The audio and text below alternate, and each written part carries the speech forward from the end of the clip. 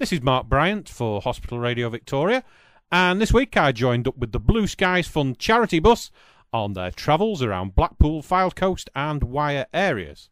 And I've met up with the most interesting people, including local football legend Jimmy Armfield and also current Seasider centre-half Ian Evatt. I asked Mr Armfield what it was like now being an ambassador for a Premier League club. Well, I mean, the thing is that I think the team actually surprised us by getting up as much as anything else. But they gave us a great day at Wembley. I think we all enjoyed that. A day in the sun, as I called it. But I mean, if you think where they've been for such a long period of time in the lower divisions, it was absolutely fantastic, I think, for them to even get into the playoffs. If you'd have said to me at the start of last season that they were going to get in the playoffs, I'd have said, yeah, good luck. Now, this time, of course, it's slightly different now. Different ball game.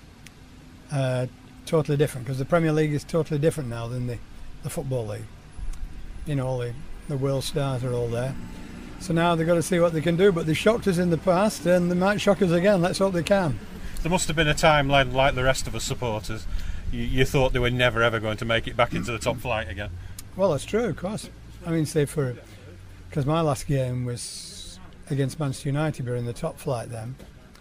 I played most of my career in the top flight. So Blackpool in those days, of course, we were a pretty good first division team as it was. And but then they seemed to drop, and I don't know, for about 20 years they seemed to be going nowhere other than down. And I think on one occasion they actually had to apply for re-election. You know, they were one of the bottom clubs in the bottom division. So they've had one or two dark days, but I think things started to improve about 3 or 4 years ago. I think there was a bit more light and a bit more ambition, a bit more drive, and I think it'd be really good for Blackpool.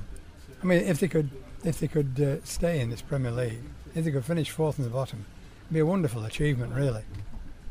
Oh yes. So how do you feel about the statue that's being commissioned of you? It's hard for me to answer that. First, I was a bit embarrassed about it. Very proud that they've even asked about it, but obviously, yeah. But what they did, they brought the model up, you know, to show me, and it's like looking at your own mortality. Yeah, it's quite a strange feeling. So I'm going to try and outlive it. We'll see. You've got a stand. That must have been a great honour to have a stand named after you. Well, it was, considering the other two were made after really great players, Matthews and Mortensen, you know, to have the third stand and on Bloomfield Road as well, because really that's where I grew up, all that area, as a boy. That's where I used to run the streets, and that's where I learned to play football, really, in the streets around there. So, yes, it was a great honour, really, for that. And we're going to certainly enjoy watching Blackpool next season. I hope so. We're not watching the other teams. Let's hope we're watching Blackpool. That's the main thing. Just out of curiosity, is there any word on what the fourth stand, who that might be named after? Now we've lost to Gene Kelly. Well, I thought Gene Kelly was the obvious one, the obvious name. It should have been named after Gene Kelly. Thank you very much. Okay. Hi Ian, how's the fitness? You still got the heart monitor, or have you got rid of that by now? No, I've still got it, but start again tomorrow, first day back. Looking forward to it, to be honest. Had a nice break, but looking forward to getting back to work now. So obviously you're looking forward to playing in the Premier League? Yeah, definitely. I think it's every young kid's dream to play in the Premier League, and we've been lucky enough to achieve that, so nothing but looking forward to it, really.